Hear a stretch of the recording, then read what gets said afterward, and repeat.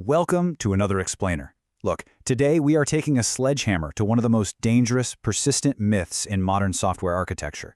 If you're building or studying distributed systems, you've probably been tempted by this tantalizing idea, the belief that you can fire off a message across a network and it will be received and processed exactly one time. No duplicates, no drops, just perfect, flawless harmony. Well, I'm here to tell you with absolute confidence, exactly once delivery is a myth.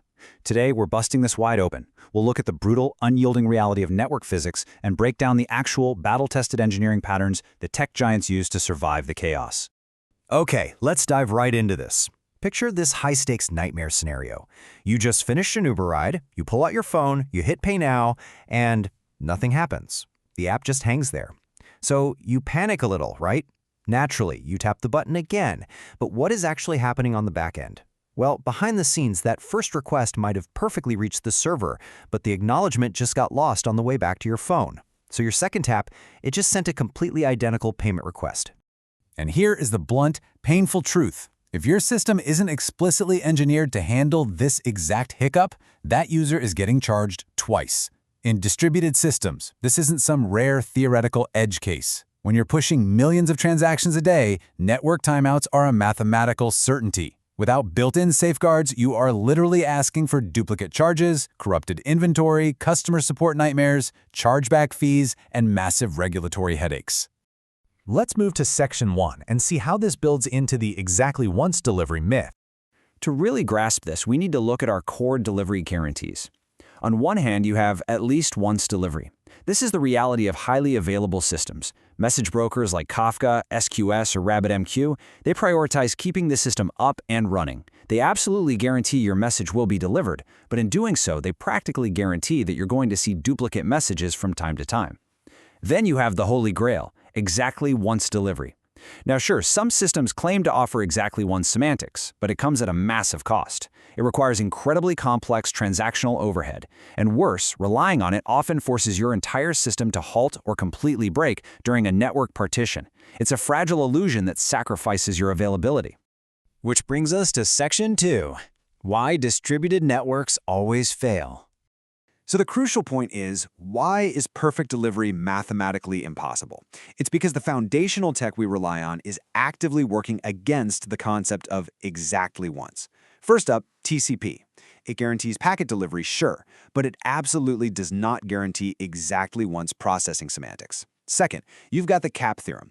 It's an ironclad law that network partitions are going to happen. Connections will drop, and systems have to choose between staying consistent or staying available.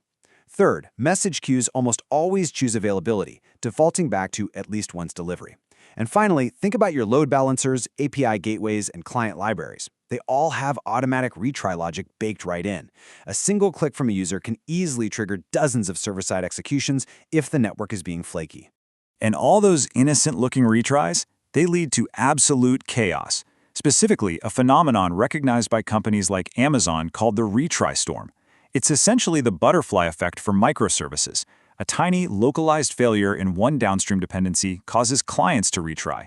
Then, the clients of those clients retry. Next thing you know, you're looking at exponential traffic growth. Your own load balancers and clients are aggressively hammering your system with duplicate requests, completely melting down your infrastructure while it's already struggling. It's the exact scenario that we excite reliability engineers up in a cold sweat at 3 a.m. Let's move to Section 3, idempotency, the real solution. If exactly once delivery is a myth, and our networks are actively trying to drown us in retries, how on earth do we survive? We use idempotency. Mathematically, it's defined as f of x equals f of x. It's beautiful in its simplicity. In plain engineering terms, it means executing an operation once has the exact same end result as executing it 1,000 times. If a user clicks pay 10 times, they're only charged once. The system state mutates on that first valid request, and any subsequent identical requests just immediately return the successful result of that first try. It makes retries perfectly, completely safe. So let's look at Section 4, idempotency patterns in practice.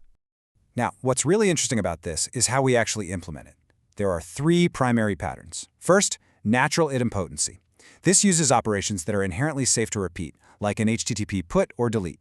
Setting a user's email address is naturally idempotent. It's great because it requires zero extra infrastructure, but it totally falls apart for creating new records or triggering side effects. Second, we have explicit keys, which use deduplication tables.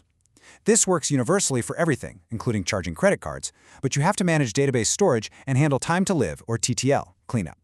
Finally, we've got conditional updates. This relies on optimistic locking using version numbers in your database, so an update only fires if the version matches. It's brilliant for preventing lost updates, but it means you need version fields on absolutely every table. But for that explicit keys pattern to actually function, there has to be a shared responsibility. We call this the item potency contract. The client makes a promise. If a request fails, it will reuse the exact same uniquely generated key, usually a UUID v4, when it tries again. In return, the server promises to store that key, actively watch for duplicates, and safely reject them while handing back the original result. It takes two to tango. The client and the server both have to hold up their end of the bargain. Moving to Section 5, Real-World Architectures at Scale. Let's anchor these theoretical concepts in some massive, high-stakes industry examples. Take Stripe. They process over $640 billion annually. A single duplicate charge is unacceptable. Here is exactly how they handle it. Step 1. The client app generates UUID and passes it in the request header. Step 2. The Stripe server grabs this and checks a hyper-fast distributed cache, like Redis. Step 3. If the key isn't there, Stripe processes the charge, saves the outcome, and caches the key with a 24-hour TTL.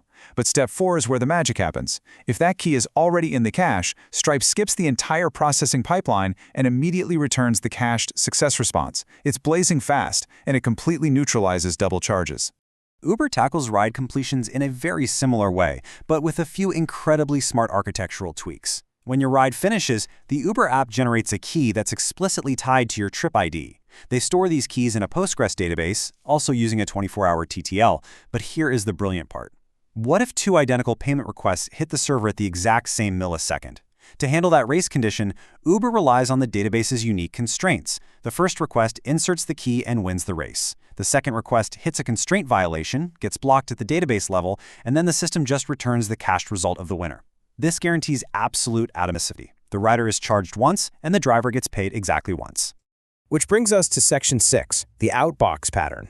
So we know how to handle incoming duplicates, but we have another massive challenge, safely sending messages out to other internal microservices without losing them. To get why the outbox pattern exists, you have to understand the dual write problem. Imagine your app saves a new order to your database, and literally on the very next line of code, it publishes an order created message to Kafka. What happens if your server crashes right between those two lines? The order is safely in your database, but your downstream shipping and billing services are completely in the dark. You are left with severely inconsistent states that are an absolute nightmare to untangle. And this brilliantly illustrates how we fix it. The outbox pattern solves this dual write risk entirely. Instead of your application trying to talk directly to the message queue, it opens a single atomic database transaction. Inside that transaction, it saves the order data, and it saves the message payload into a dedicated outbox table right there in the same database. It's all or nothing.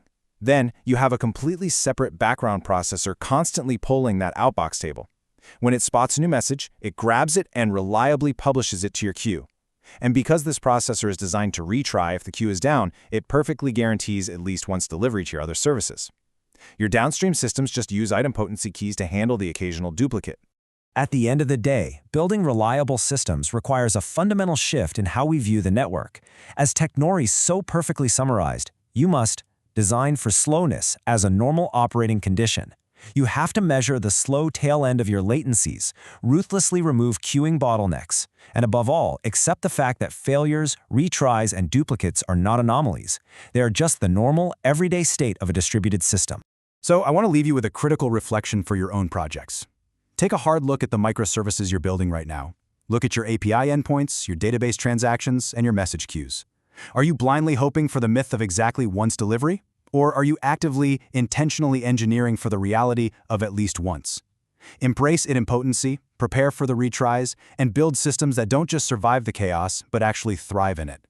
Thanks for joining me on this explainer, and I'll catch you in the next one.